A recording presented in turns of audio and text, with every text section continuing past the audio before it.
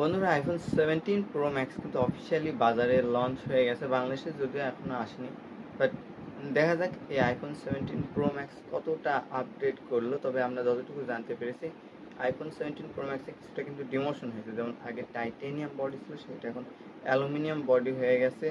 এবং সিম card slot, মানে US ভেরিয়েন্টে সিম card স্লটটা একেবারেই তারা বাদ দিয়ে দিয়েছে। আর গ্লোবাল ভেরিয়েন্টে তারা একটা ইসিম এবং একটা ফিজিক্যাল সিমের ব্যবস্থা করেছে।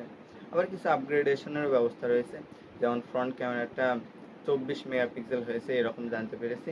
আবার মেইন ক্যামেরা যেগুলো রয়েছে, 3টে ক্যামেরা এবার 48 মেগাপিক্সেল হয়েছে। ব্যাটারিটা একটু বড় হয়েছে। আর অন্যান্য যেগুলো আপগ্রেডেশন থাকে সেগুলো রয়েছে।